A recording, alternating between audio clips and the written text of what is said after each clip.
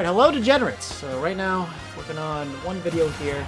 This is definitely not going to be the final video I do on this, just because I know we're going to advance our technology on this quite a bit later on. But I wanted to give my initial thoughts about ledge trapping in this game. So if you remember playing Smash 4, we had a pretty easy way to ledge trap. Oh god, he's that close now. So all we'd really do was we'd throw out the can, and it would just sit there. And because it didn't shoot so far, it was easy for us to ping it, and then it would cover a lot of options. Now that's kind of sort of been nerfed. Obviously, if you still have this here and you see them get up, just press it. You'll be able to cover jump and standard get up very easily, but get up attack, now that has invincibility frames all the way up until the attack itself. The only way to beat that is to shield right next to the can itself. That's literally the only way that that's going to work. So in this case, what I want to do here is I want to show off like various different ways that you can interact with can at the ledge. We're gonna put Wolf to control. It'll make it easier for all of us. And with Duck Hunt. Okay, so this is a very basic Duck Hunt ledge trap right here. So you have can right there, and you have Duck Hunt over here. So in this case, what can Wolf do? So he can stand and get up, he can jump, and he can also like drop down and wait. So of course you can wait for the can to go off. I think it's like after 10 seconds, then you're good, it'll blow up. But at that time, like, that's kind of scary. Duck Hunt can do things to you too. So Duck Hunt, he can kind of dash dance around and pressure you to do something. So when you see Duck Hunt ping can, generally one of the things that opponents will do is they'll try to roll on stage. So in this case, what happens if Wolf stays here? So if he stays there at this distance right here, where Duck Hunt is, if I'm right underneath the side of the battlefield platform and I ping it, you'll get a stage spike off of it. So that's very useful because, you know, before... Oops. Alright. I'm going to have to die with that. Because before, like, when you hit them with can would go in the direction that you're facing. So in that case, it would just send Wolf off. But now that it stage spikes when you do this, because of the side, that makes it a lot scarier for anybody to stay on... That makes it a lot scarier for anybody to stay on the ledge now. So that is a huge buff for Duck Hunt there. So ideally, this is probably going to be the spot where you want to keep the can. Let's see what are the other things that you can respond to. So if I do stand and get up. So now I can ping can. And I did it. Yeah, I did it there. I did it too late. But, you know, you get the idea. If I do it early enough. Yeah, okay, that was the issue. This is okay. So if the character is Wolf's height, this can ledge trap will not work, but it will hit their shield. Well, it's the idle animations actually. The idle animation is what made him limp there. That's shield there, and you can come a little closer. So if you stand right here, what you can do is if he's holding shield, you can dash up. So now the can should hit him. I hit myself there. So what the ideal thing is though is when you do that type of setup is that he's stuck in his shield. So if you time it correctly, you could automatically force yourself to get a grab.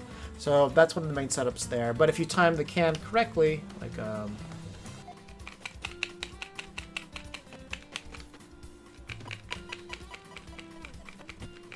and there, now he's dead. So in this case, it looks like he's just intangible when he's getting up, so you actually can ping the can a little bit earlier, and you're still going to be able to hit him. So obviously, pretty good for catching standard get up, but just know that the can should be a lot closer to them. So if you want to catch standard get up, put it right here. Now the biggest change that happened to the ledge options is get up attack. So before, and let's show the intangibility frames. So before, what you could do is you could hit the opponent before the attack came up. As you see, he's intangible the entire time. So in this case, what just happened was that we pinged the can right as soon as he hit it. So that way, he didn't have to deal with that at all.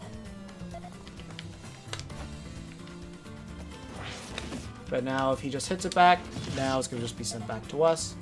The good thing is that it gets sent back pretty far, and there's a good amount of cooldown to it. So if you keep the can at this distance and he does the ledge get up, attack to hit it back, it's gonna just go right over you. So what can you do in this type of situation? So the second that you see the attack connect, you can throw out a clay pigeon, and boom, magic.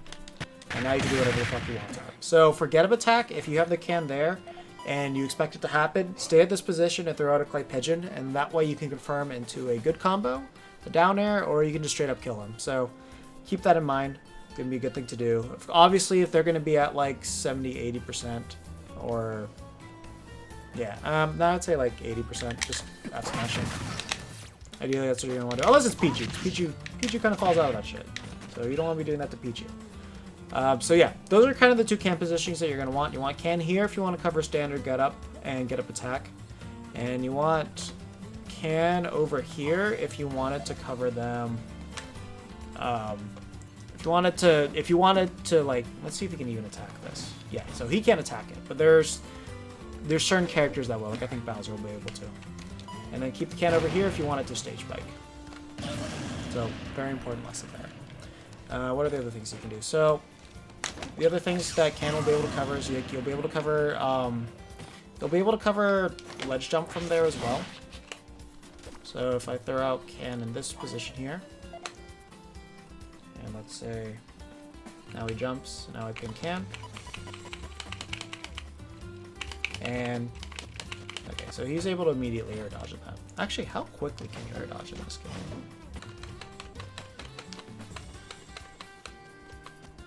2, 3. Okay, so on frame 4, you can just immediately air dodge. So that's kind of like Smash 4. So in this case, what you want to do is you want to keep the can in an area where it's able to cover there. So now let's see if he air dodge, if he jumps. Yeah, now that's just gonna hit him. So if you want to call out the jump, then you just have to do it a little bit earlier. So that's gonna be that. Now you weren't ready to ping the can. Now he jumps. But basically in this scenario, now you kind of have a frame advantage over him, because if he swings, now you both trade there. But like, let's say he jumps and he fairs first, then you can just jump fair him afterwards. So basically in a moment like that, what you want to be doing is, if you don't want the can to cover the jump, just be watching your opponent by having that can there, so that way he knows that, like, oh, I'm down here, now you have a can there to cover him as well. And in that case, that's the can knockback, so know that in that situation that you had to, in that situation, you could have comboed off the can, returning him to you. So that's another important change to keep in mind, is that can knockback for how it's going to affect that. But yeah, that's kind of how it works. You have the can you can use the can to cover almost every single option, but because of how far it goes, it's a little bit harder to cover all of them. The timings for each ping is different. So you do have to know what your opponent's going to be doing in order for you to time your ping correctly. But you don't need to use the can to cover everything. Like, use this can, cover get up attack, cover standard get up, and cover jump with your fair. No matter what, they cannot land in this area here. They have to land over here, and if you're underneath like a platform or something like that, then that gives you just all the ability in the world to sharp this, while they can't hit you except for like certain downers that can go through the platform. But you can even crouch to like avoid those. So like, just crouch over here if they fair. Okay, cool. Not only fair you, if they downer, okay, cool. Let me downer you, and then you got your whole combo sequence started. Or if they downer there, okay, let me clay pigeon you, and then magic. So that's kind of the ideas behind setting up the lead trap with Duck Hunt. That's the most basic one. One of the things that I realized that you could do with Duck Hunt, though, is that, let's say I do a soft tough clay pigeon. I honestly don't know what the spacing is for this yet, so this might take me... So let's say your opponent's recovering from very far away. So you throw out the clay pigeon, and now it's here. So first of all, when it breaks, it's going to force them to get up. The other thing that it does is that... So let me hard toss here. So if I drop down as Wolf in like this instance, okay, so, and I try to hit it, then I get punished for even like attempting to go for it. So that's actually going to be a really good setup to have, like if you're far away. So definitely know this distance right here. So if you're on the opposite side of battlefield, you want to be underneath the other platform. This is, like, if you're just far away, just throw out that clay pigeon, so then that way that's something that they have to deal with. And then, you know, if they don't break it themselves, you can always detonate it yourself. It looks like by the end of it, it's just going to naturally do that. Good stuff to keep in mind, and then, like, even if you don't get a combo off of it, then you can at least throw out a gunman, so if they try to aggressively, like, air dodge back on stage, you have a gunman to cover that, or you can throw out a can, and then that way you have that, and then you can just cover above you like that. So, a lot of options you're able to cover right there. So, I don't know how often you'll be able to use that clay pigeon setup at the ledge, but if you have, like, a can there already, and then, like, you're landing, like, oh, okay, let me throw this out here. And now you got jump covered as well, and then all that. The can falls down right there as they grab ledge. They get 2-frame, they get stage spike. You've got like a crazy setup right there. So keep that in mind. Don't outtake clay pigeon from your ledge guarding. But let's see what we can do with slow pigeon. So slow pigeon is like a little bit closer to the ledge. So off a slow pigeon, you'll definitely be able to get a combo off of. So if you're here, go that. Okay, so when it hits the ledge, it looks like it breaks. So yeah, you'll definitely be able to get something off of that. So keep that in mind. There. Slow pigeon, down air. That should be something that you could get pretty consistently. Let's put wolf at like... And by the way, like this, you know, this is not supposed to be a common setup you go for. This is a very, very niche setup. Okay, so he doesn't get pumped up that much at all. Oh wait, that was player 1 damage. What am I doing? No wonder I didn't. No wonder I look kind of whack. So toss again. Okay, now let me buffer jump with wolf. And so in that case,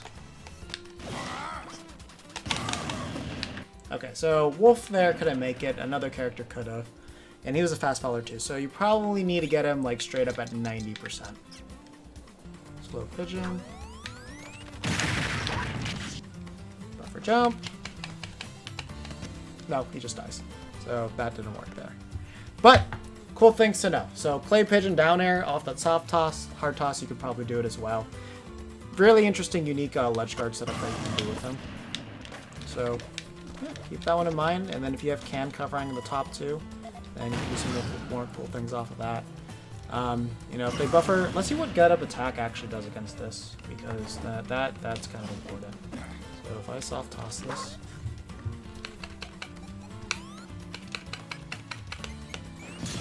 And yeah, that just punishes him.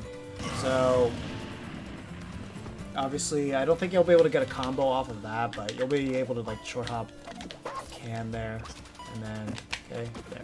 If you ledge trump him, then can hits him, he gets sent off. You might be able to get a kill off of that too. So a lot of cool things. Yeah, so keep this in mind. That ledge trump, and then can ping. Good setup to do. Actually, that's not the exact same thing. If you want to do this, ping. Ping, and then when you ledge trump them, then can explodes them. So keep that one in mind as well. Trying to think if there's anything else. But yeah, those are kind of the basic ones. Learn the new can positionings. It's down here and over here. It's no longer that you're trying to keep the can at the ledge itself, because before that was the optimal can position, because that would cover standard get up attack, and jump. But now get up attack just beats that can position all completely. So it's not really the most optimal. If you know they're always going to go for it, just hold shield there, and then you'll be able to punish them. The other thing too is like if they like to get up attack, you can just kind of clay pigeon their get up as well. So definitely something that you can keep in mind. I forgot that too. We can actually hit that in the air. So